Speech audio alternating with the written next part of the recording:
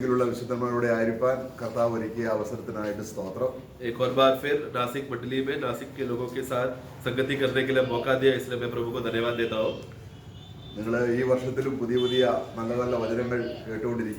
और ये नया साल में भी आप लोग नया नया वचन सुनकर आनंदित है। तो अभी मुझे नया क्या बोलना है मैं नहीं जानता।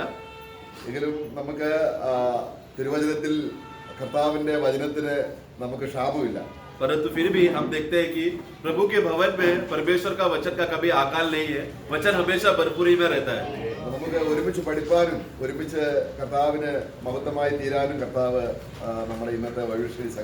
इसलिए प्रभु आज हमें इस तरह साथ में एकत्र किया, इसलिए हम लोग साथ में बने रहकर एक मन होकर आज का ये संगति लाभदायक होए।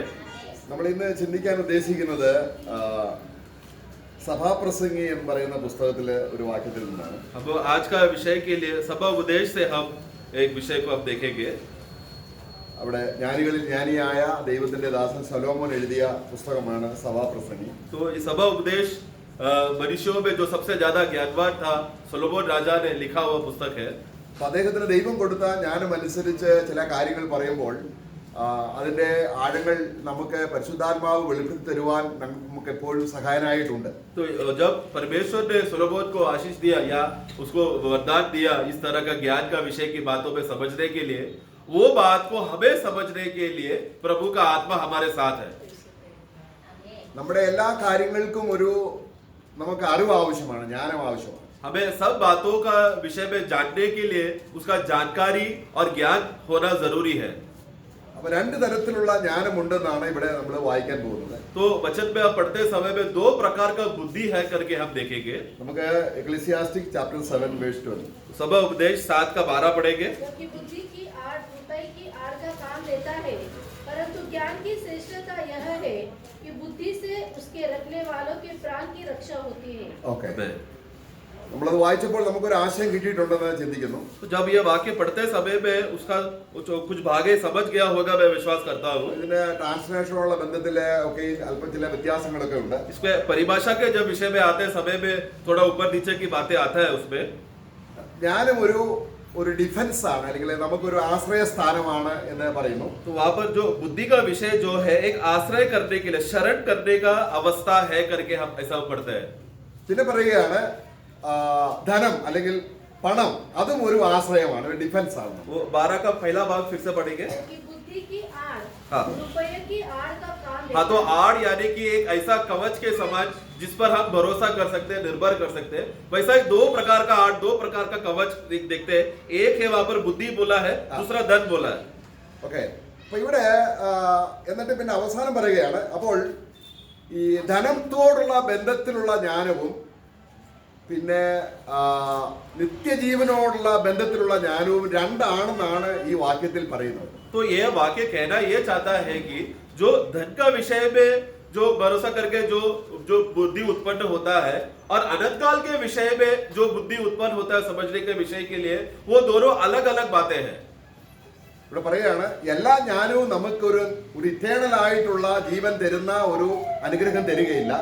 ये वचन ये कहना चाहता है कि जो दुनिया में जितना भी प्रकार का बुद्धि की बातें हैं, वो सब प्रकार का बुद्धि हमें अनंतता के लिए लाभ नहीं देगा.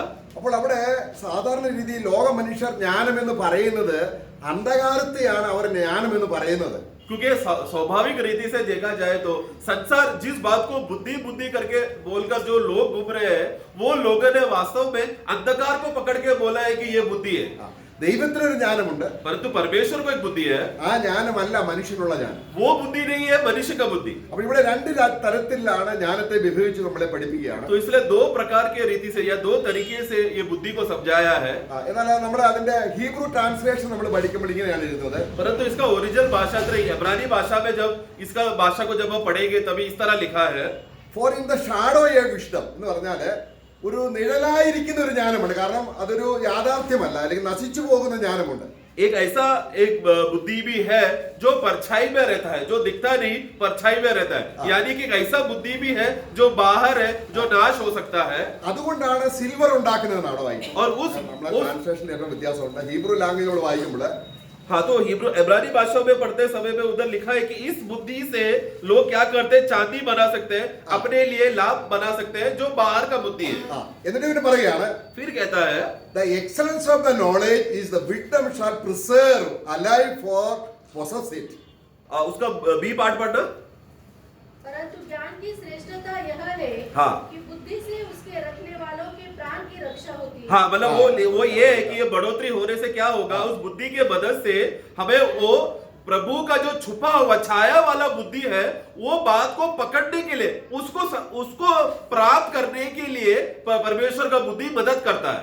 അപ്പൊ നമുക്ക് നിത്യജീവൻ ഉണ്ടെന്ന് നമ്മൾ പറയുമ്പോൾ ഏത് ജ്ഞാനമാണ് നമ്മൾ ഉപയോഗിച്ചിരിക്കുന്നത് എന്നുള്ളത് ഏറ്റവും നമ്മൾ ശ്രദ്ധിച്ച് മനസ്സിലാക്കേണ്ട ഒരു കാര്യമാണ്. तो हमारे पास अनंत काल का जीवन है, ये हम लोग बोलते तो है, ये सही है, हम मानते तो है, परंतु उसी समय में हम लोग ये अनंत काल का जीवन हमारे अंदर है करके ये बात कौन सा ज्ञान से हम लोग समझे हैं, ये बात भी जानना जरूरी है।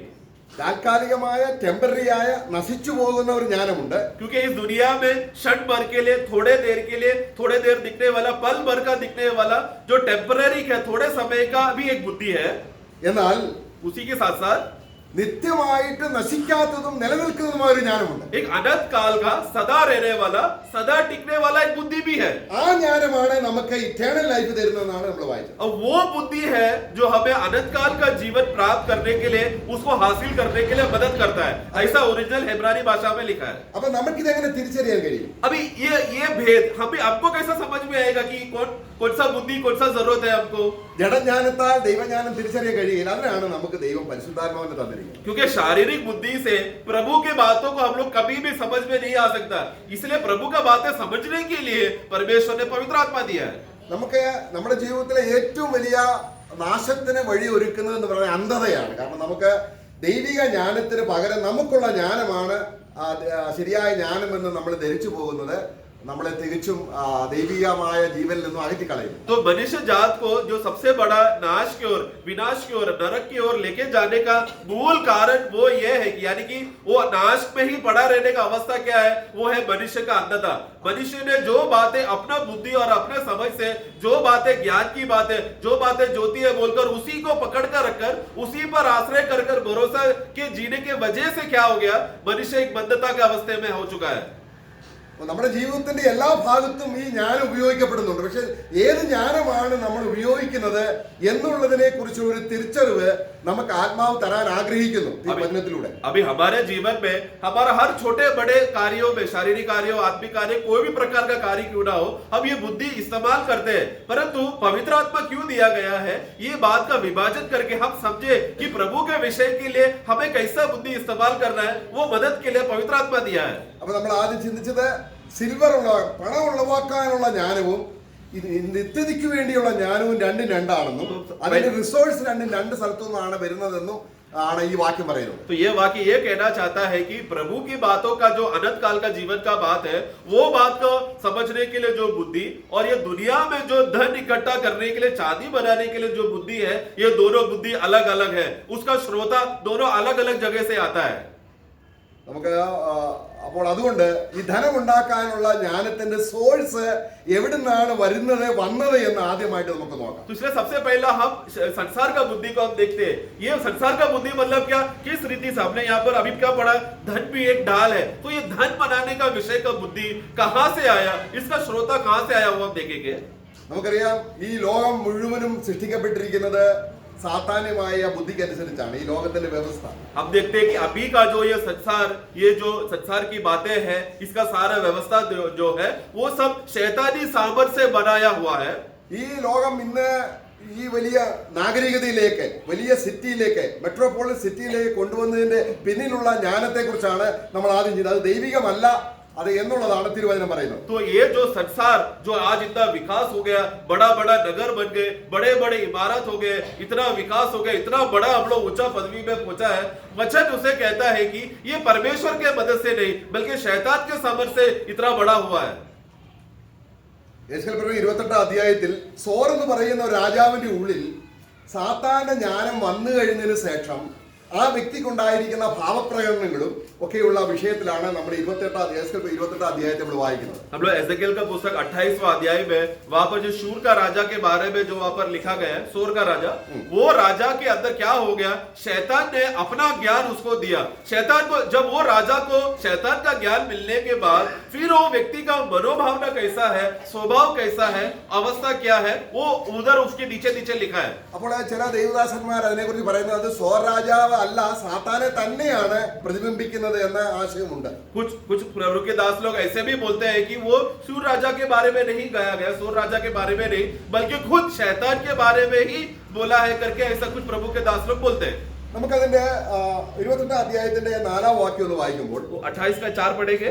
तूने अपनी बुद्धि और समझ के द्वारा धन प्राप्त किया और अपने भंडारों में सोना चांदी रखा है. ഇതെന്താണ് പറയുന്നത്? ये यहाँ पर क्या दिखाता है? നീ നിന്റെ ജ്ഞാനം കൊണ്ട് तू अपने बुद्धि के मदद से നീ എന്ത് ചെയ്തു? तूने क्या किया? വളരെ സിൽവർ സമ്പാദിച്ചു, बहुत सा धन और चांदी एकत्र किया. എന്നിട്ട് പിന്നെ അവിടെ പറയുന്നത്, അവിടുത്തെ ആ റിസസിനെ കുറിച്ച് പറയുന്നത്, फिर धन के बारे में ऐसा कहता है അതൊരു ട്രഷർ ആയിട്ട് നിനക്ക് ധനമായിട്ട് തീർന്നു. നിന്റെ ആ ജ്ഞാനം നിനക്ക് ധനമായിട്ട് തീർന്നു. ये बुद्धि क्या हो गया तेरे लिए, आखिर में एक बहुत बड़ा धन बन गया, एक बहुत बड़ा खजाना बन गया. എന്നിട്ട് 5-ാം വാക്യത്തിൽ വായിക്കുകയാണ്, फिर अगला वाक्य में कहता है, तूने बड़ी बुद्धि से लेन देन किया, हाँ. जिससे तेरा धन बढ़ा और धन के कारण तेरा मन फूल उठा है. ഇവിടെ വായിക്കുകയാണ്, അങ്ങനെ നിനക്ക് ധനം വർദ്ധിച്ചപ്പോൾ എന്ത് സംഭവിച്ചു? നിനക്ക് ഗർവുണ്ടായി, നീ ലിഫ്റ്റഡ് അപ്പ് ആയി, നീ എന്തോ ദൈവഭാവം നടിച്ചു. तो अभी फिर क्या होगा, क्योंकि इस रीति से धन का तेरे अंदर बढ़ोतरी होने की वजह से तू लेन देन करने लगा, लेन देन करने के बाद तेरे में और धन होने लगा, और धन बढ़ गया तो क्या हो गया, तेरा हृदय फूल गया, और फूल कर वो ऐसा ऊपर हो गया जैसे कि वो अपने आप को मैं खुद एक परमेश्वर हूं करके ऐसा मनोभावना में आ गया. അപ്പൊ നമ്മൾ നോക്കണം, നമുക്കുണ്ടാകുന്ന ജ്ഞാനം ഒരു ദൈവഭാവം നടിക്കുന്ന രീതിയിൽ നമുക്ക് പ്രൗഢാക്കുന്നെങ്കിൽ അത് ദൈവിക ജ്ഞാനമല്ല എന്നുള്ളതാണ് നമ്മൾ മനസ്സിലാക്കേണ്ടത്. सबसे पहला हमें समझना है, जो बुद्धि के हमारे पास जो बुद्धि है, उस बुद्धि के मदद से मेरे अंदर ऐसा विचार आता है, मेरे अंदर इतना उन्नति होता है, जिसके आखिरी में मुझे ऐसा लगता है कि मैं कुछ बन गया हूँ, मैं परमेश्वर के समान हो चुका हूँ, मुझ में थोड़ा सामर्थ्य करके अगर मेरा बुद्धि मुझे इस रास्ते की ओर लेके जा रहा है तो वो बात समझ जाना कि वो परमेश्वर की ओर से नहीं है. ദൈവിക ജ്ഞാനം ഇതിന് നേരെ ഓപ്പോസിറ്റ് ആണ്. क्योंकि परमेश्वर का बुद्धि बोलो तो एकदम विपरीत है, उल्टा है.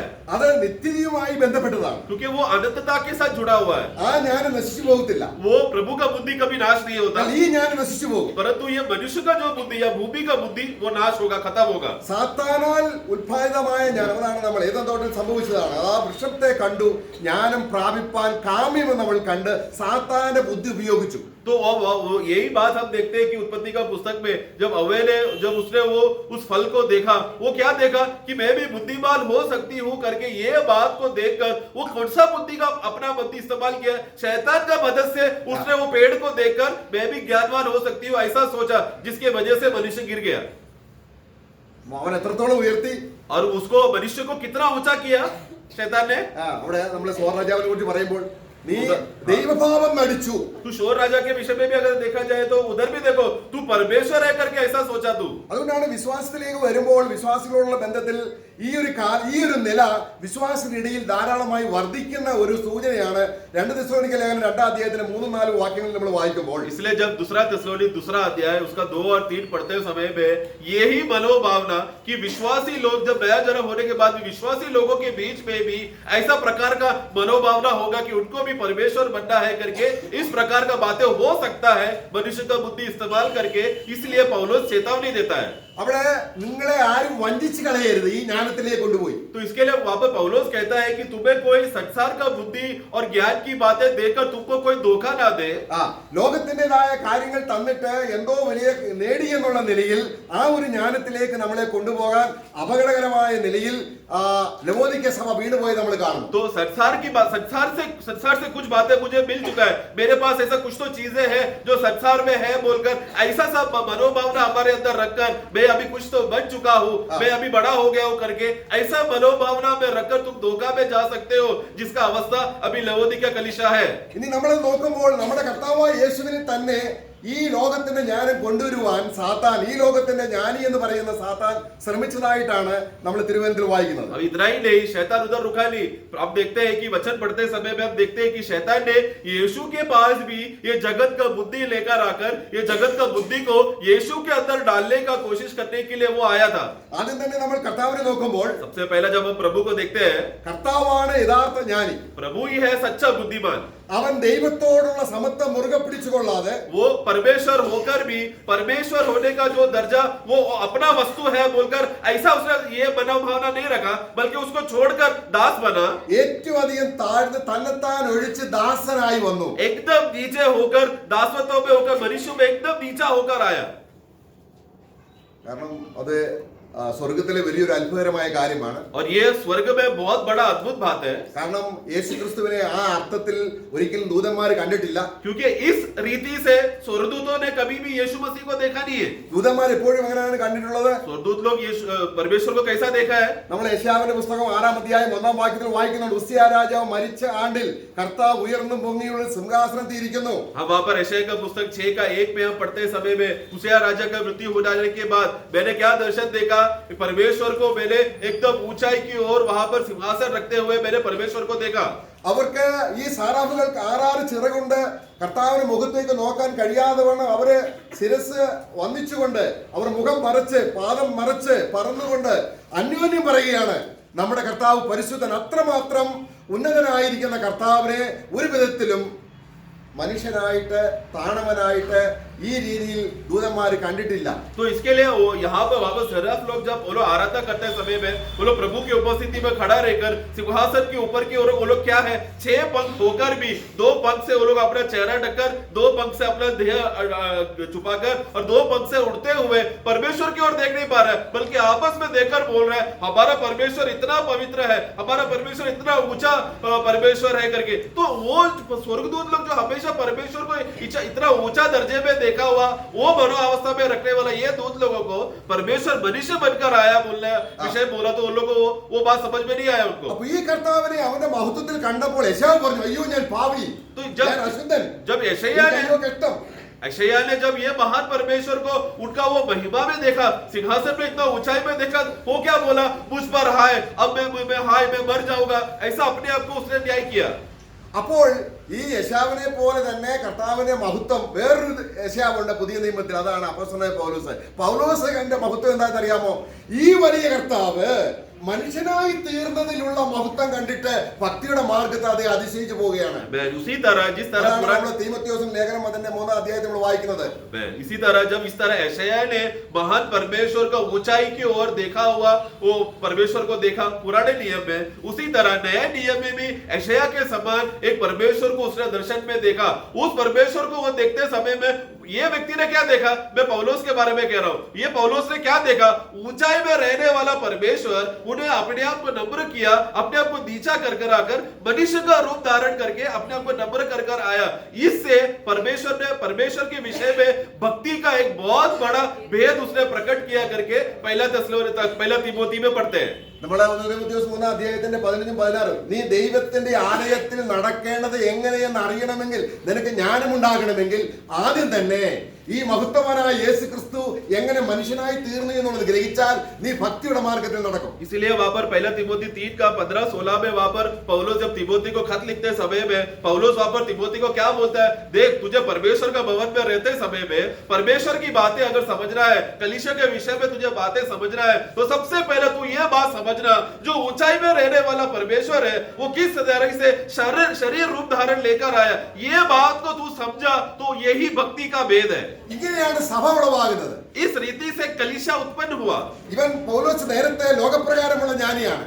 पौलुस कौन था? एक समय में संसार का बहुत बड़ा बुद्धिमान व्यक्ति था. അവൻ ക്രിസ്തുവിനെ ജഡത്തിൽ അറിഞ്ഞു, ജഡജ്ഞാനത്തിൽ അറിഞ്ഞു. उसने मसीह को अपना शारीरिक बुद्धि शारीरिक समझ से समझा था ക്രിസ്തുവിനെതിരായിരുന്നു. और जिसके वजह से क्या हो गया? वो मसीह का विरोधी हो गया था. അവൻ സഭയെ അറിഞ്ഞു. वो कलीसिया को जाना എങ്ങനെ അറിഞ്ഞു? कैसा जानता था? ലോകജ്ഞാന പ്രകാരം. संसार का समझ के द्वारा. ഇപ്പോൾ അവൻ അറിഞ്ഞു. परंतु अभी वो जानता है. എങ്ങനെ അറിഞ്ഞു? कैसा जानता है? ദൈവത്തിന്റെ പരിശുദ്ധാത്മാവിൽ അറിഞ്ഞു. परमेश्वर का पवित्र आत्मा के द्वारा वो जानता है. അപ്പോൾ അവൻ പറയുന്നു, പറയാണ്, तब वो कहता है ഞാൻ ഇനി യേശുവിൽ വിശ്വസിക്കുന്നവന്റെ ദാസനാണ്. मैं अभी जो कोई यीशु पर विश्वास करता है हाँ। वो विश्वासियों का दास मैं हूँ. Praise the Lord. Praise the Lord. ഞാൻ അദ്ദേഹം പറയാണ്, എനിക്ക് നേരിട്ട് യേശുവിന്റെ ദാസനാകാനുള്ള യോഗ്യതയില്ല. क्योंकि पौलोस ने उधर इतना पुराना गिराना काम करने के वजह से वो अपने आप को क्या नंबर कर बोलते हैं, अभी मैं डायरेक्टली मसीह का दास बनने के लिए मैं योग्य नहीं हूँ. കാരണം തനിക്ക് ആ ജ്ഞാനം വന്നു. क्योंकि जब उसको वो बुद्धि आया, ദൈവത്തിന്റെ പുത്രൻ മനുഷ്യനായി തീർന്നതിന്റെ ജ്ഞാനം, परमेश्वर का पुत्र मनुष्य बनकर आया करके ये ज्ञान जब उसको समझ में आया, ഇവിടെയാണ് അവന് മാനസാന്തരം വന്നത്. उसको मन फिरावट कहाँ पर हुआ? പഴയ ജ്ഞാനത്തിലുള്ള മാനസാന്തരമല്ല. बोला ये कोई पुराना मन से वो जो साउल था, उस साउल का उस मन से मन फिराया, उस मन की मदद से, बुद्धि से नहीं, അവന് മാനസാന്തരപ്പെടാനുള്ള ജ്ഞാനം ദൈവമാണ് കൊടുത്തത്. बल्कि उसको मन फिराने के लिए वो बुद्धि और समझ भी परमेश्वर ने दिया. Praise the Lord. Praise the Lord. അതുകൊണ്ടാണ് ഇവിടെ നമ്മൾ അറിയാതെ തന്നെ രക്ഷിക്കപ്പെട്ടു എന്ന് വിചാരിച്ച് നമ്മൾ സ്വയം അഹങ്കരിച്ചു പോകുന്ന ഒരു വഞ്ചന അന്ത്യകാലത്ത് വരും. इसीलिए हम लोग जाने अनजाने में हमारा उद्धार हुआ है क्या नहीं, हमारा उद्धार कैसा हो सकता है, ऐसा है क्या वैसा है क्या बोल के इस प्रकार का धोखा अंतिम समय में आएगा. നമ്മൾ ഒരുപക്ഷെ പൗലോസ് രക്ഷിക്കപ്പെടുന്നതിന് മുമ്പ് അറിഞ്ഞതുപോലെ നമ്മൾ അറിയാൻ സാധ്യതയുണ്ട് കർത്താവിനെ തന്നെ. क्योंकि हम लोग जैसा पौलोस जब शाऊल था वो कैसा परमेश्वर को जानता था, जो प्रभु को जानता था, उस तरह का समझ और बुद्धि और ज्ञान से हम लोग आज भी जानते होंगे शायद. അപ്പോൾ എസ്കേൽ പ്രവചനം 28 അധ്യായത്തിൽ നമ്മൾ കണ്ടതുപോലെ तो जैसा हमने एजेकिएल 28 में हमने देखा, നീ ട്രേഡ് ചെയ്തു. ട്രേഡ് तूने लेन देन किया, എന്നുവെച്ചാ കച്ചവടം ചെയ്തു. यानी कि तूने धंधा किया, നിന്റെ ഹൃദയം അഹങ്കരിച്ചു. और फिर क्या होगा, तेरा हृदय अहंकार किया. ഈ ഒരു നില യേശുവിന് ഉണ്ടാകണം, അല്ലെങ്കിൽ സാത്താന്റെ ജ്ഞാനം യേശുവിന്റെ ഉള്ളിൽ കൊടുക്കണം. ഇതായിരുന്നു സാത്താന്റെ ടെസ്റ്റ്. ऐसा लेन देन यीशु भी करना चाहिए. शैतान ने क्या किया, अपना बुद्धि और अपना धन दौलत का मदद से वो यीशु के पास आकर यीशु भी ऐसा लेन देन कर यीशु भी अपना स्वयं अहंकार उसके अंदर उत्पन्न होने के लिए शैतान की बुद्धि लेकर यीशु के पास आया. इसलिए वो यीशु को परखने के लिए आया, നമ്മൾ വായിക്കുക, ദൈവം അനുവദിച്ചതാണത്. और वो परमेश्वर का अनुमति था. നമ്മൾ മത്തായിയുടെ സുവിശേഷം 4 അധ്യായത്തിൽ വായിക്കുകയാണ്. मत्ती का पुस्तक अध्याय 4 में जब आप पढ़ते हैं, അനന്തരം പിശാചിനാൽ പരീക്ഷിക്കപ്പെടുവാൻ യേശുവിനെ ആത്മാവ് മരുഭൂമിയിലേക്ക് നയിച്ചു. 4 का 1 पढ़े. तब आत्मा यीशु को जंगल में ले गया, हाँ. ताकि इब्लीस उसकी परीक्षा हाँ, ताकि इब्लीस यानी शैतान उसकी परीक्षा ले. എന്താണ് സാത്താൻ ഉദ്ദേശം? शैतान का उद्देश्य क्या था? ഒന്നാം മനുഷ്യൻ ആദാമിനെ തോൽപ്പിച്ചത് സാത്താൻ ജ്ഞാനം കൊടുത്തുകൊണ്ടാണ്. जब पहला प्रथम मनुष्य आदम, हाँ. उसको किस तरह गिराया? शैतान का बुद्धि देकर. उसी रीति से ये यीशु को भी उसी रीति से गिराए. നോക്കുക, देखिए അവിടെ പറഞ്ഞു വരികയാണ്. वो बोलते बोलते आ रहा है. നമ്മളെ ലൂക്കോസ് സുവിശേഷം വായിക്കുമ്പോൾ വളരെ വ്യക്തമായിട്ട് പറയുന്നുണ്ട്. लूका 4 में जब पढ़ते समय में वहां पर और स्पष्टता से लिखा है, അവനെ ഒരു മലയിലേക്ക് കൊണ്ടുപോയി उसको एक पहाड़ में लेकर गया, ഈ ലോകത്തിലെ മുഴുവൻ രാജ്യങ്ങളെയും और ये जगत का सारा संसार का महिमा അതിന്റെ സ്പ്ലെൻഡർ और उसका गौरव और महिमा की बातें ഫോർ എ മോമെന്റ് पल भर के लिए, എന്ന് പറഞ്ഞാൽ ഒരു സ്ക്രീനിൽ സിനിമയിൽ കാണുന്നത് പോലെ जैसा सिनेमा हाल में जाते समय में स्क्रीन में दिखाता है वैसा കാണിച്ചു കൊടുത്തു. दिखाया. എന്ന് പറഞ്ഞ അർത്ഥം 2000 വർഷത്തിന് മുമ്പ് ബോംബെ ഉണ്ടോ? तो मतलब 2000 साल पहले बॉम्बे था क्या? പാരീസ് ഉണ്ടോ? पेरिस था क्या? ഉണ്ടോ? था क्या? सवाल है. ഇല്ലെന്ന്. नहीं था. അന്നത്തെ ചെറിയ ചെറിയ ഗ്രാമങ്ങളാണ്. उन दिनों में बोला तो क्या दुनिया भर में क्या है, सिर्फ झोपड़ाएं है, छोटा छोटा घर रहेगा, मतलब छोटा छोटा पत्थर से ऐसा छोटा 2 फ्लोर का छोटा छोटा घर ही था उन दिनों में 2000 साल पहले. എന്നാൽ വർഷങ്ങൾ കഴിയുമ്പോൾ परंतु आगे बहुत सालों के बाद ഞാനൊരു ഈ ലോകത്തിന്റെ രാജാവായി വാഴും 7 വർഷം. शैतान बोलता है कि मैं एक दिन इस दुनिया में 60 साल के लिए मैं राजा बनकर ये दुनिया में मैं राज करूंगा. അന്നേരം ലോകത്തിന്റെ സ്പ്ലെൻഡർ എങ്ങനെയാണെന്ന് ഒരു സ്ക്രീനിൽ കാണിക്കുന്നത് പോലെ കാണിച്ചിട്ട് പറയുകയാണ്, ഇത് ഞാൻ നിനക്ക് തരാം. उस दिन ये दुनिया महिमा में इतना ऊंचा हो जाएगा, संसार इतना ऊंचा पदवी में पहुंच जाएगा. उस समय का दुनिया कैसा रहेगा, संसार कैसा रहेगा, वो यीशु को पल भर के लिए उसके सामने चित्र के उसको एक दर्शन में दिखाया. നിങ്ങളുടെ ബൈബിൾ ഒന്ന് വായിച്ചു, Lukose 4:5 for a moment for a while. चार का ചില നേരത്തിൽ ഈ ലോകത്തിന്റെ എന്ന് പറഞ്ഞാൽ അന്നുണ്ടായിരുന്ന 2000 വർഷം മുമ്പ് ലോകത്തിന്റെ കാര്യമല്ല. चार का 5 ഇന്നത്തെ पढ़े लूका. വികസിത രാജ്യത്തിന്റെ സിറ്റി മുഴുവനും യേശുവിനെ ഒരു സ്ഥലം കൊണ്ട് കാണിച്ചു കൊടുക്കും. पढ़ना आखिरी भाग में है. तब शैतान उसे ले गया और उसको पल भर में जगत का हाँ, पल भर में जगत का पूरा महिमा दिखाया. അപ്പൊ യേശുവിന്റെ ആശ വരണം. तो ये क्यों दिखा रहा है, मतलब वो अभी दिखाते समय में क्या दिखा रहा है? आज दुनिया इतना विकास हो गया, इतना बड़े बड़े इमारतें, इतना ऊंचाई में वो सब बातें दिखाया. उद्देश्य क्या था? कि यीशु के अंदर एक मोह उत्पन्न हुए. ഞാൻ ആരാണ്? मैं कौन हूँ? ഞാൻ എന്തോ ആണ്. मैं अभी कुछ बन जाऊंगा। എന്തിനാണ് ദൈവം അവനെ അയച്ചത്? यीशु को, परमेश्वर ने यीशु को क्यों जगत पर भेजा? തന്നെത്താൻ താഴ്ത്തി, अपने आप को नम्र करने, emptied himself. अपने आप को खाली करके, അവന്റെ ആ സ്വഭാവത്തിന് വ്യത്യസ്തമായി തന്നെത്താൻ ഉയർത്തുന്ന ഒരു ഹൃദയം യേശുവിന് ഉണ്ടാകണം. मतलब यीशु के अंदर एक ऐसा स्वभाव उत्पन्न हो जो अपने आप को नकार सकने का स्वभाव वो उसके अंदर जागृत हो जाए। പക്ഷേ യേശുവിന് അങ്ങനെ ഉണ്ടായോ? यीशु को ऐसा हुआ क्या? ഉണ്ടായോ? यीशु के अंदर हुआ क्या ऐसा? എന്തെങ്കിലും ഉണ്ടായിരിക്കുന്നത്? कुछ बोलो। സഭയുടെ ശിരസായ യേശുവിന് അങ്ങനെ ഉണ്ടോ? क्या ये कलीसिया का जो सिर, जो प्रभु यीशु मसीह है, जगत में कुछ बड़ा बन जाने का ऐसा आग्रह, इच्छा है क्या? ആ അതുകൊണ്ടാണ് ദൈവിക ജ്ഞാനത്തിൽ इसीलिए परमेश्वर का बुद्धि से അത് ഹോളിയാണ്. कुछ बातें पवित्र है, സാത്താന് ജ്ഞാനമുണ്ട്, शैतान को भी बुद्धि है, പക്ഷേ അത് ഡിഫൈൽഡ്, മലിനപ്പെട്ടതാണ്. परंतु शैतान का बुद्धि का सब बातें क्या है? खराब और भ्रष्ट है।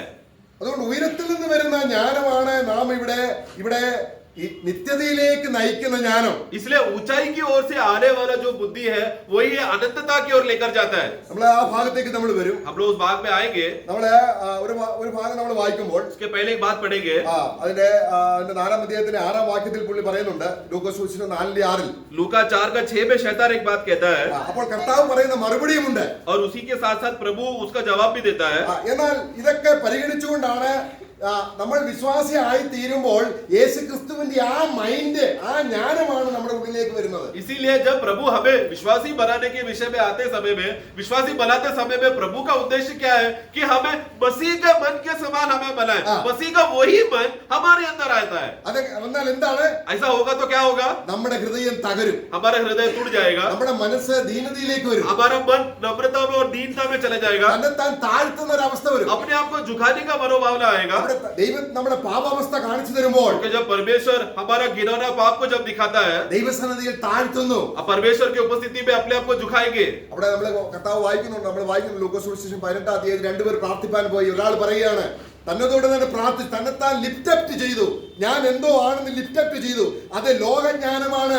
लूका का पुस्तक 18 अध्याय में वहां पर पढ़ते समय में 2 लोग प्रार्थना करने के लिए गए थे। उसमें से एक फरीसी था। फरीसी जब प्रार्थना करते समय में उसने क्या किया? वो अपने आप से प्रार्थना किया, और प्रार्थना करते समय में वो क्या कर रहा है? वो अपने आप को और बढ़ा रहा है। मैं कुछ हूं, मैंने ऐसा किया, मैंने वैसा किया बोलकर अपने आप को वो बताना चाहता है कि मैं कुछ हूं करके। मतलब वो घमंड का अहंकार में ऊपर हो गया था, फूल गया था। എന്നാൽ മറ്റവൻ അങ്ങനെയല്ല. परंतु चुकी लेने वाले का प्रार्थना ऐसा नहीं था। ദൈവജ്ഞാനത്താൽ അവൻ തന്റെ അവസ്ഥ മനസ്സിലായപ്പോൾ അവൻ ദൈവസന്നിധിയിൽ തന്നെത്താൻ താഴ്ത്തി. परमेश्वर का बुद्धि का पहचान जब उसके अंदर आया, वो उसने क्या किया? उसने अपने आप को झुका लिया। നമ്മൾ രക്ഷിക്കപ്പെടുമ്പോൾ ഇതാണ് സംഭവിക്കുന്നത്. जब हमारा उद्धार होता है तब हमारे साथ भी ऐसे ही होता है। ഇത് സംഭവിച്ചിട്ടില്ല എങ്കിൽ, अगर ये बात हमारे अंदर हुआ नहीं है तो നമ്മൾ പഴയ ജ്ഞാനത്തിലാണ് യേശുവിനെ അറിഞ്ഞിരിക്കുന്നത്. मतलब अभी तक हम लोग अभी भी वो पुराना बुद्धि से ही यीशु को जाना है प्रियो। ആയതുകൊണ്ട് ക്രിസ്തുവിനെ സ്വീകരിച്ചപ്പോൾ ഉണ്ടായി ദൈവം തന്ന ജ്ഞാനത്തിലുള്ള ആ മനസ്സ്. इसीलिए हम लोग प्रभु को स्वीकारते समय में प्रभु ने जब हमको उसका बुद्धि से हम लोग कुछ बातें पहचान सके, वही मन, അത് വളരെ ഇമ്പോർട്ടന്റ് ആണ്. वो बहुत ही मूल्यवान है। അത് ക്രിസ്തു വരുന്നത് വരെയും നമ്മൾ സൂക്ഷിക്കേണ്ടത് ആവശ്യമാണ്. उस मन को हम लोग प्रभु का आगमन तक उसे संभाले रखना है। അത് ദൈവത്തിന്റെ പരിശുദ്ധാത്മാവാണ് നമ്മളിൽ അത് ക്രിയേറ്റ് ചെയ്യുന്നത്. ഞാൻ പാപിയാണ്, നഷ്ടപ്പെട്ടവനാണ്, എനിക്ക് രക്ഷയില്ല, യേശു മാത്രമാണ് എന്റെ രക്ഷ എന്ന് ഉള്ള ദൈവിക ജ്ഞാനം വരുമ്പോൾ അവനൊരു താഴ്ത്തലുണ്ട്. അത് ദൈവം അവന് ചെയ്യുന്ന ഒരു കാര്യമാണ്. और ये पवित्र आत्मा करने वाली बात है। मैं एक पापी हूँ, मैं एक घिनौना व्यक्ति हूँ, मैंने परमेश्वर के खिलाफ कितना बुरे बुरे काम किया है करके ये पश्चाताप पवित्र आत्मा है जो हमारे अंदर उत्पन्न करता है। वो पवित्र आत्मा कैसा करता है? परमेश्वर का ज्ञान जब हमारे अंदर आकर उस ज्ञान का पहचान जब हमको समझ में आता है, हम ऐसा हूँ करके एहसास होता है, तब हमारे मुंह से अंगीकार होता है, मैं पापी हूँ। ഇനി യേശു എന്നാ ഉയർത്തപ്പെട്ട? अब यीशु कब ऊंचा उठाया गया था? ഈ തന്നെത്താൻ താഴ്ത്തി യേശു എന്നാണ് ഉയർത്തപ്പെട്ടത്? अपने आप को झुकाया हुआ ये यीशु कब ऊंचा उठाया गया?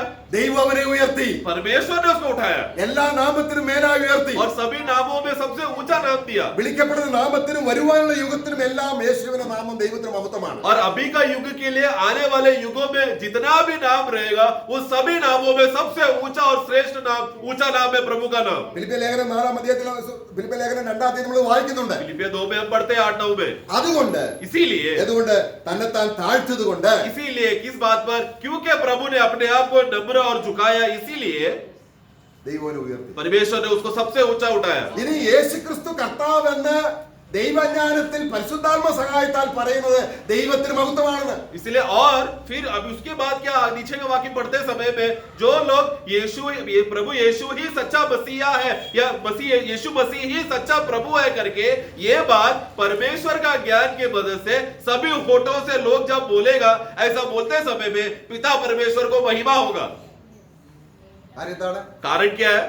ദൈവത്തിന്റെ ജ്ഞാനം ആരംഭം മുതൽ നിത്യമായി വസിച്ചിരുന്നത് അവനിൽ ദൈവത്തിന്റെ സർവ്വജ്ഞാനവും ദൈവത്തിന്റെ സകല മഹത്വവും അതേ ബോഡിലി ആയിട്ട് വസിക്കുന്നത് ക്രിസ്തുവിലാണ്. क्योंकि परमेश्वर का ज्ञान का पूर्णता पहले से ही मसीह में निवास करता था, इसलिए परमेश्वर का सारा संपूर्णता मसीह में देहधारी हुआ करके बोलते समय में परमेश्वर का सारा बुद्धि, परमेश्वर का सारा ज्ञान, परमेश्वर का सारा पहचान वो देहधारी होकर आया, वो यीशु मसीह स्वयं है। അപ്പോൾ യേശുക്രിസ്തു മനുഷ്യനായി വന്ന ദൈവജ്ഞാനം तो यीशु मसीह मनुष्य रूप लेकर आया, ये बुद्धि മനുഷ്യജ്ഞാനമല്ല, ये मनुष्य की ओर से उत्पन्न हुआ बात नहीं है। അത് എവിടുന്ന് വന്ന वो ജ്ഞാനമാണ്? कहां से आया है? ऊपर से। Praise the Lord. ആ വരുന്നു. आमेन। ഈ ജ്ഞാനം നമ്മളിൽ വന്നതാണ്, നമ്മൾ രക്ഷിക്കപ്പെട്ടു, അതാണ് നിത്യജീവനായി സൂക്ഷിക്കുന്നത്. तो ये बात जब हमारे अंदर, ये बुद्धि जब हमारे अंदर आता है, वो हमारा हमें उद्धार होने का, नया जन्म होने का, अनंत काल जीवन प्राप्त करने का कारण बनता है, जो हम लोग जिसकी वजह से हम जी रहे हैं। അവിടെ നമുക്ക് അതിന്റെ എക്ലീസിയാസ്റ്റിക്കിന്റെ 8-ാം അധ്യായത്തിന്റെ 1-ാം വാക്യത്തിൽ सभा उपदेश 8 का 1 जब हम पढ़ते समय में बात इक्लेसियास के तुल्य कौन है हाँ। और किसी बात का अर्थ कौन लगा सकता है? मनुष्य की बुद्धि के कारण उसका मुख चमकता हाँ। और उसके मुख की कठोरता दूर हो जाती ഇവിടെ മുകളിൽ പറഞ്ഞ ഒരു കാര്യം, ജ്ഞാനിക്ക് തുല്യനായിട്ട് ആരുണ്ട്? वहां पर देखो, ज्ञानी के समान कौन है? അത് ദൈവം മാത്രമേ ഉള്ളൂ ജ്ഞാനി. यानी कि ये किसके बारे में बोल रहा है? वो परमेश्वर के बारे में कह रहा है। എന്നാൽ ദൈവത്തിന്റെ ജ്ഞാനം परंतु परमेश्वर का ये बुद्धि ഒരു മനുഷ്യന്റെ ഹൃദയത്തിലേക്ക് വരുമ്പോൾ जब मनुष्य का हृदय के अंदर आता है, അവന്റെ അജ്ഞത മാറി, उसका अनजानपन, बद्धता हट जाता है, അവന്റെ ഇരുട് മാറിയിട്ട് उसके अंदर का अंधकार हट जाता है ദൈവത്തിന്റെ ജ്ഞാനം തേജസ്സായി അവൻ ശോഭിക്കും. और परमेश्वर का बुद्धि उसके अंदर महिमा बनकर चमकने लगता है। അതാണ് ഇവിടെ പറയുന്നത്. वो यहाँ पर कहता है, ദൈവത്തിന്റെ ജ്ഞാനം ഒരു മനുഷ്യനിൽ വരുമ്പോൾ जब परमेश्वर का बुद्धि एक व्यक्ति के अंदर आता है, എന്ത് സംഭവിക്കും? क्या होगा? അവന്റെ മുഖം പ്രകാശിക്കാൻ തുടങ്ങും. उसका चेहरा चमकने लगेगा, ഏത് സാഹചര്യത്തിൽ. कोई भी परिस्थिति क्यों ना हो। നമ്മൾ ജഡജ്ഞാനം ഉപയോഗിച്ചാൽ അവിടെ എന്തുണ്ട്? परंतु शारीरिक बुद्धि इस्तेमाल करे तो उधर क्या होगा? ദുഃഖമുണ്ട്, दुख है, പിറുപിറുപ്പുണ്ട്. फुट है। നമ്മുടെ യൂദയുടെ ലേഖനം വായിക്കുമ്പോൾ ദൈവത്തിന്റെ പരിശുദ്ധാത്മാവ് ഇല്ലാത്തവർക്ക് സംഭവിക്കുന്നതെല്ലാം ഒരു വിശ്വാസിക്ക് സംഭവിക്കും. यानी कि यूदा का पुस्तक में वहां पर पढ़ते समय में वहां पर आप देखते हैं कि ज्ञान का कमी होने की वजह से जो अविश्वासियों के जीवन में जो दुख, क्लेश और तकलीफ जो जीवन में है, वो विश्वासियों के जीवन में भी आएगा। അങ്ങനെയാണ്. അതുകൊണ്ടാണ് ദൈവത്തിന്റെ ദാസൻ പ്രത്യേകിച്ച് 1 തീമോഥെയോസ് 3:6 इसलिए പുതിയതായിട്ട് കൺവെർട്ട് ചെയ്ത ഒരാളെ സഭയുടെ മൂപ്പനാക്കരുതെന്ന് പറയാൻ കാര്യം, ദൈവിക ജ്ഞാനം അവനിൽ ഇല്ല എന്ന് കാണുന്നെങ്കിൽ സഭയുടെ മൂപ്പനാകരുത്. കാരണം അവൻ എന്ത് ചെയ്യും? ആ പഴയ ജ്ഞാനം ഉപയോഗിച്ച് തന്നെത്താൻ ഉയർത്തും. തന്നെത്താൻ നമ്മൾ നേരത്തെ വായിച്ചു, തന്നെത്താൻ ഉയർത്തുന്ന എതിരാളി പോലാവും. हाँ, इसलिए पहला तिमोथी 3:6 में जब वहां पर पढ़ते समय में हाँ, वहां पर पौलुस पढ़ेंगे 3:6। यह कि नया चेला न हो, हाँ। ऐसा न हो कि अभिमान करके हाँ। शैतान का सा दंड पाए। हाँ। मतलब नया चेला मतलब क्या? नया चेले को वहां पर कभी भी कलीसिया का अध्यक्ष या बड़ा पदवी उसको कलीसिया में ना देना। क्यों? क्या होगा? क्योंकि वो नया है, उसको परमेश्वर का बुद्धि कैसा इस्तेमाल कर रहा है, हाँ। मनुष्य का बुद्धि कैसा इस्तेमाल कर रहा है, ये दोनों का भेद उसको नहीं मालूम। अगर ऐसा व्यक्ति को अगर अध्यक्ष बन गया तो क्या होगा? अहंकार उसके अंदर आएगा और वो गिर सकता है, शैतान उसको लेकर गिरा सकता है। അത് മൂപ്പനാകുന്ന വിഷയത്തിൽ മാത്രമല്ല, എല്ലാവർക്കും ഇത് ഇംപ്ലിമെന്റഡ് ആണ്. ये सिर्फ यहाँ पर सिर्फ वहां पर अध्यक्ष बनने के लिए है बोलकर ये वाक्य को ऐसा पढ़कर सीमित नहीं करना प्रियो। ये वाक्य सभी बातों के लिए हमें इस्तेमाल कर रहा है, क्योंकि सभी बातों के लिए लागू होता है। നമ്മുടെ അനേകം ദൈവത്തെ അറിയുന്നു എന്ന് പറയുന്നുണ്ട്. इसलिए बहुत लोग बोलते हैं मैं प्रभु को जानता हूँ, എങ്ങനെ അറിയുന്നു? परंतु कैसा जानते हैं? സാത്താന ജ്ഞാനത്താൽ ദൈവത്തെ അറിയുന്നു. शैतान का बुद्धि से जान रहा है। നമുക്ക് സംശയമുണ്ടല്ലേ ഇത് സാധാരണ ജ്ഞാനത്തിൽ ദൈവത്തെ അറിയാൻ പറ്റുമോ? तो ऐसा है तो फिर हमको शक होएगा, अरे शैतान की बुद्धि से हम परमेश्वर को जान सकते हैं क्या? ഏ? ऐसा हो सकता है क्या? क्या आप जान सकते हैं क्या प्रभु को शैतान का ज्ञान से? शैतान का ജഡജ്ഞാനത്താൽ मतलब यानी कि शारीरिक ज्ञान से, हमारा शारीरिक बुद्धि और समझ से क्या हम यीशु को जान सकते हैं क्या? ഏ? അറിയാൻ കഴിയും. जान सकते हैं ना, शारीरिक रीति से जानेगा ना. പൗലോസ് എങ്ങനെ ഞാൻ അതാണ് ആദ്യം वही പറഞ്ഞത്. तो मैं പൗലോസ് എങ്ങനെയാണ് ക്രിസ്തുവിനെ അറിഞ്ഞത്? पौलुस जब शाऊल था वो यीशु के बारे में जानता था. कैसा जाना हो? अपना बुद्धि, शारीरिक बुद्धि से जानता था यीशु कौन है, कैसा है, ऐसा करता है, चलो इसको ऐसा लोगों को सताना चाहिए. ഭൂതങ്ങൾക്കും സാത്താനും ദൈവത്തെ കുറിച്ച് അറിയാമോ? या क्या अभी दूसरा सवाल पूछना चाहते इसी के समानता में, क्या दुष्ट आत्माएं और शैतान को परमेश्वर कौन है, परमेश्वर प्रेम है क्या, ये सब बातें जानते हैं क्या? जानते हैं. जानना अलग बात है, अनुभव करना अलग बात. ആ, അത് മനുഷ്യരിൽ കൊണ്ടുവരും. അതാണ് നമുക്ക് ജന്മസിദ്ധമായി ലഭിച്ച അറിവ്. അതാണ്. तो यही जानकारी जो दुष्ट आत्माओं को है कि एक परमेश्वर है जो सर्वशक्तिमान है करके, ये जानकारी दुष्ट आत्मा लोगों ने मनुष्य के अंदर स्वाभाविक बुद्धि के मदद से मनुष्य को भी दे दिया. मनुष्य को भी जानकारी है एक परमेश्वर है, एक यीशु है, अच्छा है, प्रेम करता है. ये सब स्वाभाविक रीति से भी हम जान सकते हैं. നമുക്കൊരു വാക്യം വായിക്കാം. एक वाक्य हम पढ़ेंगे, നമുക്ക് അപ്പോസ്തല പ്രവൃത്തി 16-ാം അധ്യായം. प्रेरितों का कार्य 16 अध्याय. നമ്മൾ ആ ഭാഗം മുഴുവൻ വായിക്കുമ്പോൾ അവിടെ നമുക്കറിയാം. वो पूरा भाग पढ़ेंगे तो हम लोग समझ में आएगा उसमें. അവിടെ നമ്മൾ ആ വാക്യം നിങ്ങൾക്ക് അതിന്റെ ആ വശങ്ങൾ അറിയാം. അവിടെ ദുരാത്മാവ് ബാധിച്ച ഒരു മനുഷ്യനെ സ്കേവ എന്ന് പറയുന്ന ഒരാണ് മക്കൾ രക്ഷിക്കപ്പെടാതെ ദൈവിക ജ്ഞാനമില്ലാതെ യേശുവിന്റെ നാമം ഉപയോഗിച്ച ജ്ഞാനം, അതായത് യേശുവിന്റെ നാമം ഉപയോഗിക്കുന്ന ഒരു ജ്ഞാനം അവർ കിട്ടി. तो यहाँ पर वहां पर एक दुष्ट आत्मा से बड़ा വായിച്ച അതിന്റെ 13 മുതൽ വാക്യങ്ങൾ. उसका 16 से 13 पढ़ना, 16 अध्याय का. जब हम प्रार्थना करते Acts chapter 19. हाँ सॉरी 19. परंतु कुछ यहूदी जो झाड़ा फूकी करते फिरते थे, हाँ. यह करने लगे हाँ. कि जिनमें दुष्टात्मा हो उन पर प्रभु यीशु का नाम यह कहकर फूके. हाँ. इस यीशु का प्रचार पौलुस करता है. हाँ. मैं तुम्हें उसी की शपथ देता हूँ. और स्किवा नामक एक यहूदी प्रधान याजक के 7 पुत्र थे जो ഓക്കെ ഓക്കെ. ऐसा करते थे. ഇവിടെ ഈ പുരോഹിതന്മാരെ യേശുവിന്റെ നാമം ഉപയോഗിക്കുന്ന ഒരു ജ്ഞാനമില്ലേ? तब ये यहाँ पर जो सेवा के बच्चे लोग या याजक लोगों ने यीशु का नाम लेने के लिए एक बुद्धि था क्या उनके अंदर? ഉണ്ടോ? था क्या? यीशु का नाम लिया ना लोग ने. हाँ. പക്ഷേ ആ ജ്ഞാനം ഏതാണ്? वो बुद्धि कहाँ से आया है? दुष्ट आत्माओं से. ഇതുപോലെ നമുക്ക് സംഭവിക്കാം. इसी तरह से ऐसा गलत फहमियां हमारे अंदर भी आ सकता है. हमें भी लगेगा कि मैं यीशु के बारे में जानता हूं, परंतु वो प्रभु के ओर से आना जरूरी नहीं है. दुष्ट आत्मा चला रहा है हमें. അതുകൊണ്ടാണ് ക്രിസ്തുവിനെ സ്വീകരിക്കുന്ന സമയത്ത് നമ്മുടെ ഹൃദയം നിലത്തോളം താഴ്ത്തപ്പെട്ട് അവന്റെ കാലിൽ പിടിക്കുന്ന ജ്ഞാനം ദൈവം തരികയാണ്. അത് നമ്മളെ വിട്ടുപോകുന്നില്ല. इसीलिए നമ്മളെ ഉയർത്താനുള്ള ജ്ഞാനമാണിത്.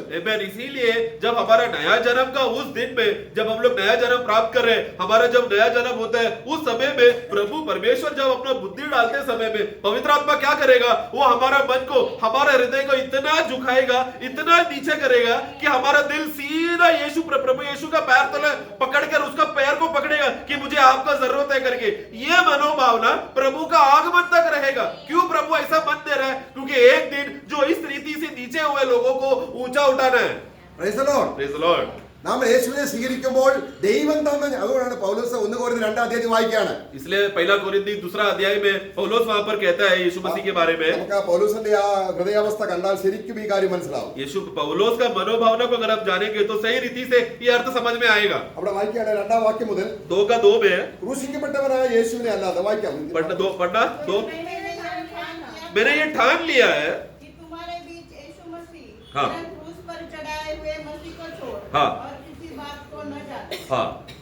അടുത്ത വായിക്കാം. आगे मैं निर्बलता और भय के साथ हाँ. और बहुत थरथराता हुआ तुम्हारे साथ रहा. Okay okay. എന്തിനാണ് പൗലോസ് കൊരിന്ത്യരിൽ വന്നപ്പോൾ അവരുടെ इടയിൽ താൻ നടുക്കമുള്ളവരും ഭയമുള്ളവരുമായി ആയിരുന്നത്? ऐसा क्यों है? पौलुस जब कुरिन्थी लोगों के बीच में आते समय में उन लोगों के सामने तरतराते हुए भयभीत होकर वो जी रहा था. എന്തിനെ കുറിച്ചാണ്? किस बात पर था उसका भय? है? ഞാൻ യേശുവിനെ കുറിച്ച് പറയാൻ പോവുകയാണ്. क्योंकि मैं अभी यीशु मसीह के बारे में कुछ बोलने जा रहा हूं मैं. പക്ഷെ ഞാൻ ആരാണ്? परंतु मैं कौन हूं? ഞാനൊരു ഗ്രീക്ക് സ്കോളറാണ്. मैं एक यूनानी बुद्धिमान हूं. ഞാൻ വേദപുസ്തകത്തിന്റെ സകല കാര്യം എനിക്കറിയാം. मुझे परमेश्वर का शास्त्र के बारे में मेरा स्वयं ज्ञान से मुझे सब बहुत कुछ मालूम है. എന്റെ ജ്ഞാനം ഉപയോഗിച്ചാൽ अगर मैंने मेरा बुद्धि इस्तेमाल किया അത് കേൾക്കുന്നവര് तो वो सुनने वाले लोग ആ ജ്ഞാനത്താൽ സ്വാധീനിക്കപ്പെടുകയും उसी की बुद्धि से अगर लोग आकर्षण हो गए तो അവർ രക്ഷിക്കപ്പെടാതിരിക്കുകയും ചെയ്യും. उन लोगों का उद्धार नहीं होगा.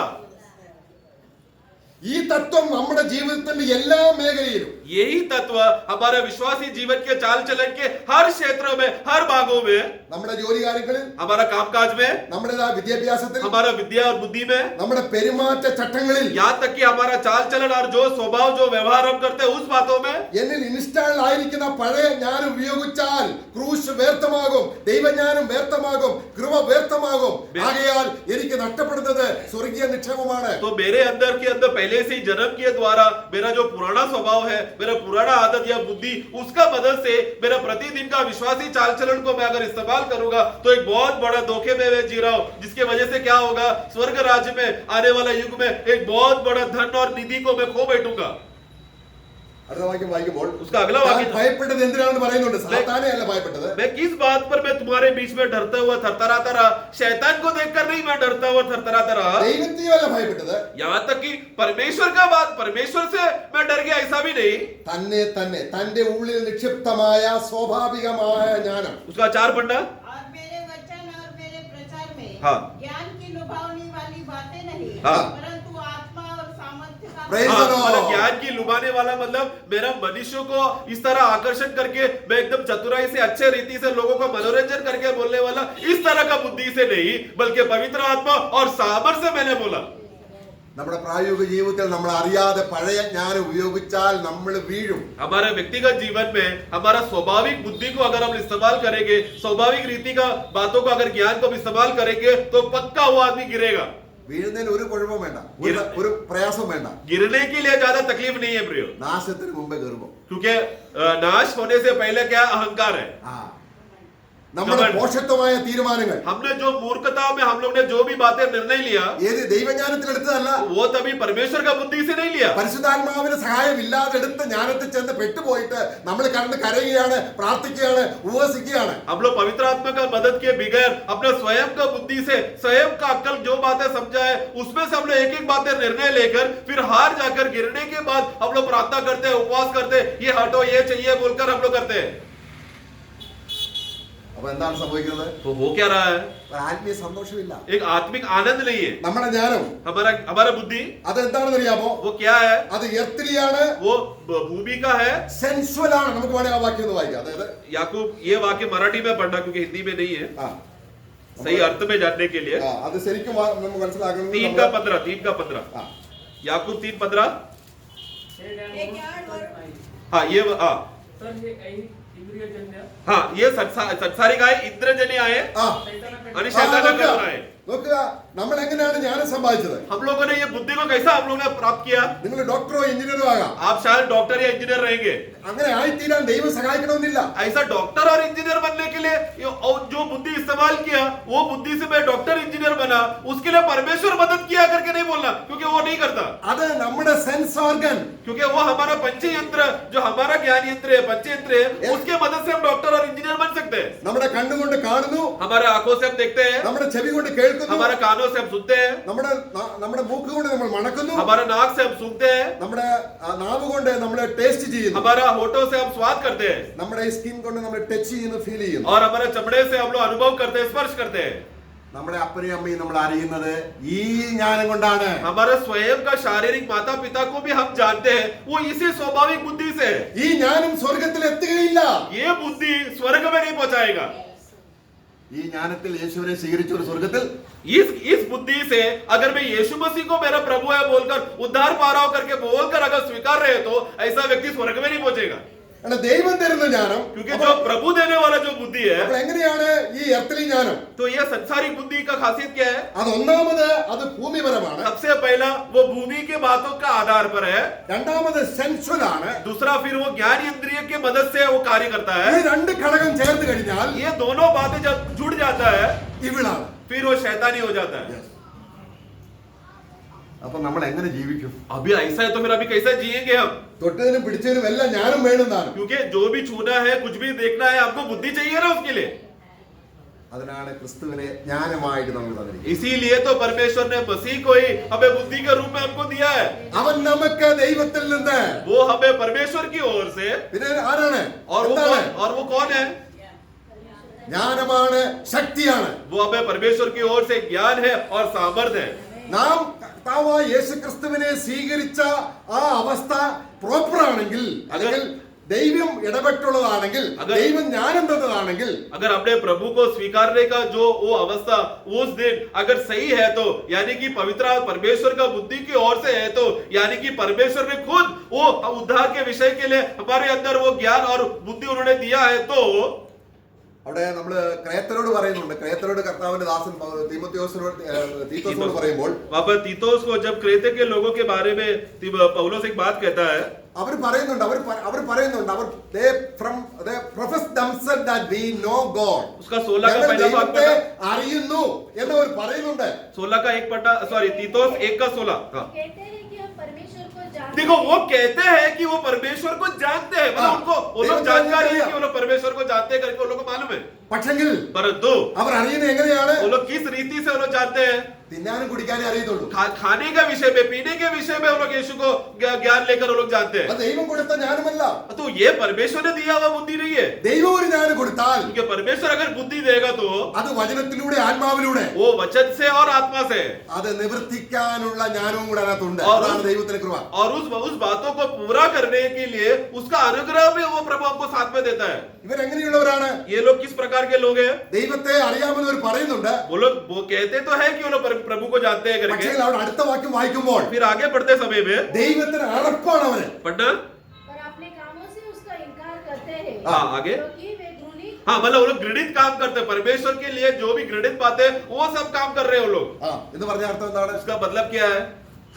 നമ്മള് ഈ ഹീബ്രു ഭാഷയിൽ ഛർദ്ദിച്ച് കളയുക എന്ന് പറഞ്ഞാൽ, ഒമിറ്റ് ചെയ്ത് കളയുക എന്ന് പറഞ്ഞാൽ അത്രയ്ക്ക് വെറുപ്പാണെന്നാണ്. मतलब इब्रानी भाषा में या जो ग्रीक भाषा में पूरा जो ओरिजिनल भाषांतर में ये घृणित मतलब ऐसा शब्द इस्तेमाल किया जैसे कि उल्टी किया. हम लोग जो खाकर जो हम लोग उल्टी करते हैं, उल्टी करता तो वापस उसको देखता नहीं है, उसको एकदम छी बोलकर हम लोग अपने आप को हटाते हैं वहां से. वही उस तरह का बातें किया उन लोगों ने. നമ്മൾ ചിന്തിച്ചുകൊണ്ടിരുന്നത് तो हम जो सोच रहे थे സ്വർഗത്തിൽ എത്തുന്ന ജ്ഞാനമുണ്ട്. अब स्वर्ग में पहुंचाने के लिए एक बुद्धि है. നമ്മൾ ജ്ഞാനികളായി സ്വർഗത്തിലേക്ക് हम പോവുകയാണ്. लोग एक दिन बुद्धिमान बनकर स्वर्ग में जाएंगे. എന്തിനാണ് ജ്ഞാനം? क्यों ऐसा बुद्धि दिया जा रहा है? അത് നിത്യജീവനാണ്. क्योंकि वो अनंत काल का है. ആ ദൈവത്തിന്റെ മക്കളെന്ന് വിളിക്കപ്പെടണമെങ്കിൽ ദൈവത്തിന് ജ്ഞാനം വേണം. और परमेश्वर के सत्ता रह करके ये बात का पहचान और पदवी अगर मिलना है तो परमेश्वर की ओर से बुद्धि होना जरूरी है. ഒരു പക്ഷേ ഒരു കാലഘട്ടം വരെയും നമ്മൾ അതിന്റെ പക്വതയിൽ എത്തിയില്ലായിരിക്കാം. ये तो हो सकता है कि समय के सीमा के वजह से हम लोग उस बुद्धि के पूर्णता में हम लोग पहुंचे नहीं होंगे. എന്നാൽ സഭയുടെ കാലഘട്ടത്തിൽ നമ്മൾ ആ പൂർണ്ണതയിൽ എത്തിയാണ് ആ ജ്ഞാനത്തിന്റെ. परंतु कलीसिया का जो समय प्रभु ने दिया है वो हर एक विश्वासियों को उसका पूर्ति को और प्रभु लेकर जा रहा है. അപ്പൊ ദൈവം നമുക്ക് തരുന്ന ജ്ഞാനം ഈ ക്രിസ്തുവാണ് നമ്മുടെ ജ്ഞാനം. तो इसलिए परमेश्वर जब हमको जो बुद्धि दे रहा है वो बुद्धि स्वयं मसीह है. അത് നമ്മൾ സ്കൂളിൽ പഠിച്ച് വിദ്യാഭ്യാസം എടുക്കുന്നത് പോലെ നമ്മൾ അത് ഇൻസ്റ്റാൾ ചെയ്ത് സ്റ്റോർ ചെയ്ത് വരുന്നില്ല. तो वो जैसा स्कूल में हम लोग ने जो बुद्धि इस्तेमाल किया, हम लोग पढ़ते हैं, लिखते हैं, रट्टा करते हैं, ये टेक्स्ट बुक वो टेक्स्ट बुक पढ़कर जैसा स्कूल के लिए पढ़ने के लिए बुद्धि इस्तेमाल करता है, ऐसा प्रभु के बातों के लिए लेगा तो लाभ नहीं. നിങ്ങളെ ABCD പഠിപ്പിച്ച നമ്മുടെ ജോർഡനെയൊക്കെ പഠിപ്പിക്കുന്ന ടീച്ചർ ഉണ്ടല്ലേ? हाँ जॉर्डन को पढ़ाने वाला टीचर है उधर पीछे. ടീച്ചർ दो इधर भी है. ജോർഡൻ നീ കുറച്ച് ഉയർന്ന ഇനി ഏതെങ്കിലും ഇന്റർവ്യൂവിന് പോകുമ്പോൾ ഈ ടീച്ചർ കൂടെ പോകാൻ പറ്റുമോ? अभी जॉर्डन एक दिन बड़ा हो गया, पढ़ लिख कर एकदम होशियार हो गया, एक कंपनी में इंटरव्यू के लिए जा रहा है. अभी ये इंटरव्यू में जाने के लिए उसको बचपन में जो टीचर ने उसको मदद किया, क्या वो टीचर को लेके जा सकता है क्या इंटरव्यू के लिए? ഇന്റർവ്യൂവിന് എന്താ അവർ ചോദിക്കുന്ന ഉത്തരം പറഞ്ഞു കൊടുക്കാൻ ഈ ടീച്ചറിന് പോകാൻ കഴിയുമോ? क्या इंटरव्यू में जब वो सवाल करने वाला व्यक्ति एक एक सवाल पूछते रहते समय में ये बचपन में सिखाया हुआ टीचर जाके हाँ बेटा जॉर्डन ये जवाब देना, ऐसा जवाब देना, ऐसा टीचर मदद कर सकते हैं क्या इंटरव्यू के समय में? नहीं. എന്നാൽ ഈ ജ്ഞാനിയായ ദൈവം എങ്ങനെയാണെന്നറിയാമോ? परंतु ये ज्ञानवान प्रभु का खासियत क्या है प्रियो?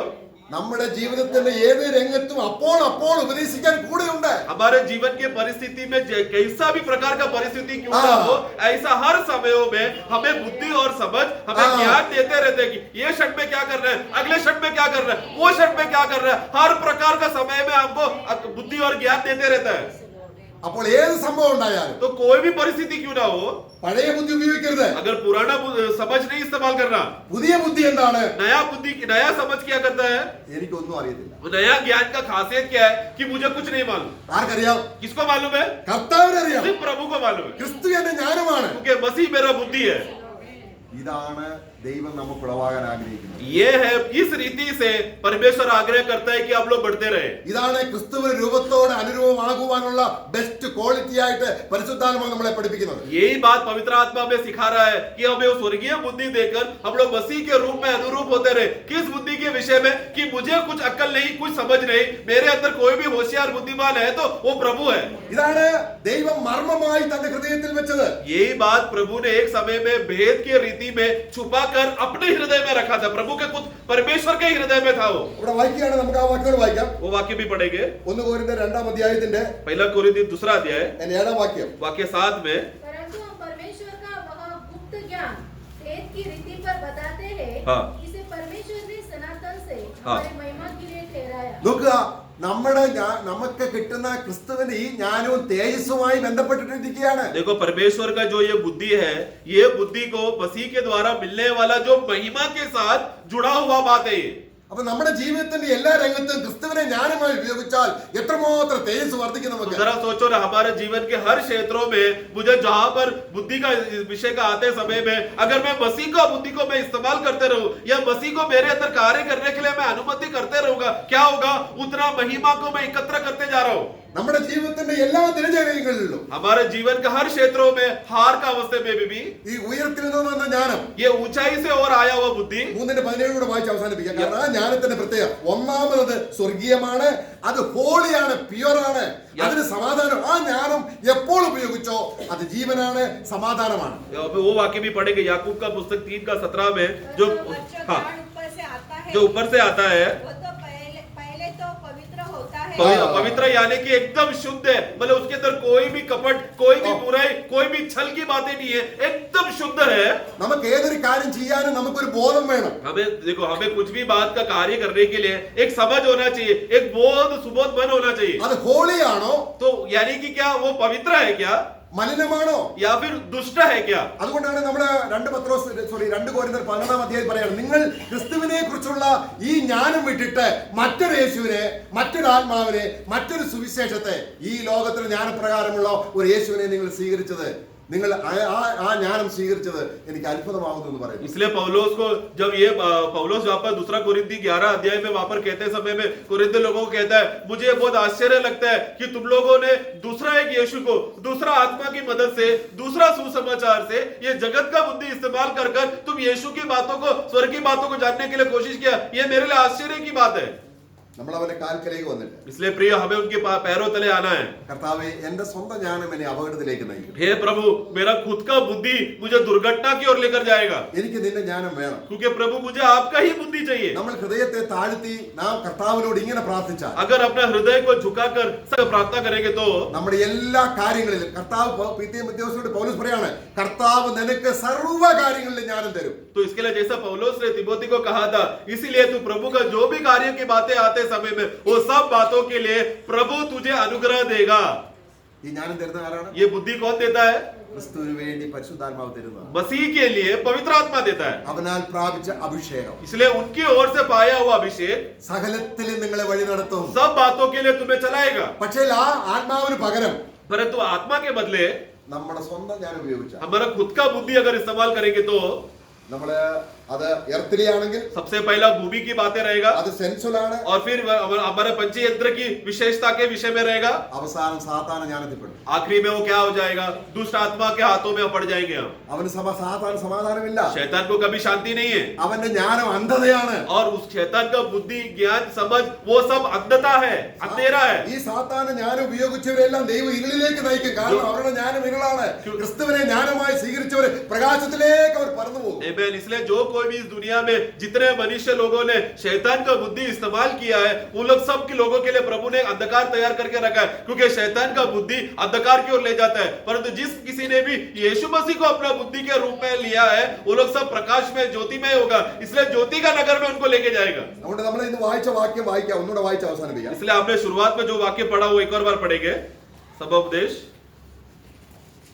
क्योंकि बुद्धि की आड़ रुपए की आड़ का काम देता है। हाँ। परंतु ज्ञान की श्रेष्ठता यह है हाँ। कि बुद्धि से उसके रखने वालों के प्राण की रक्षा होती है। Praise the Lord. Praise the Lord. कथा हमें सहायता प्रभु हमें सहायता करे।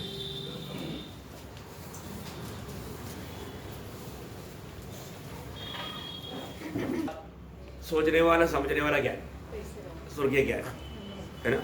इसमें तो योद्धा भी ज्ञान था, गुरु को भेज करके कमाया। दुनिया का ज्ञान क्या करता है? प्रभु को भेज डाले। प्रभु को भेज डाल करके वो बहुत पाता है। प्रियो, कितना भयंकर बात है ना, कितना शक्ति ज्यादा भी नहीं है।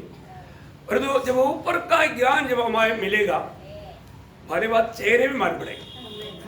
देखा चेहरे में क्या करता है? हाँ, वो एकदम वो कठोरता दूर हो जाएगी, है ना। बहुत बड़ी बात है, तो हमको ये जानना है प्रियो, क्योंकि सच्चा ज्ञान देह रूप होकर के आया हुआ है यीशु मसीह, है ना। ज्ञान देह रूप होकर के आया हुआ है यीशु मसीह, क्योंकि पहला कुरिन्थी पहला अध्याय का 24 और 30 दोनों वचन में लिखा है यीशु मसीह हमारे परमेश्वर का ज्ञान है। और जो यीशु मसीह मिल गया तो ज्ञान मिल गया। Praise Lord. और हमें मिला हुआ आत्मा भी कैसा आत्मा है? यशायाह 11:2, है ना, ज्ञान की आत्मा। प्रभु ने हमें दिया हुआ जो ज्ञान की आत्मा, इसलिए हमें हमेशा मतलब हम स्वयं नहीं चलता, आत्मा का अगुवाई से चलता। एक मसीह जीवन का एक खूबी क्या है? वो खुद नहीं चलता, आत्मा का अगुवाई से चलता, फिर वो ठोकर नहीं कहेगा। और जो अगर वो अपने आप को बुद्धिमान समझ करके अपनी मनमानी में अपने को अच्छा लगने वाले मार्ग में चलेगा तो बड़ा मूर्खता हो जाएगा। तो बहुत सुंदर बात है, प्रभु ने हमें और भी सख्त चेतावनी हमारे जीवन में हमने जो पाया हुआ वो ज्ञान, उस स्वर्गीय ज्ञान, है ना। इसलिए हम इधर ही हमेशा प्रभु यीशु मसीह नाम ऊंचा करना, फिर वही एकमात्र बना रहने वाला सच्चा ज्ञान, है ना, उसकी खोज में लगा रहना बहुत बड़ी बात है।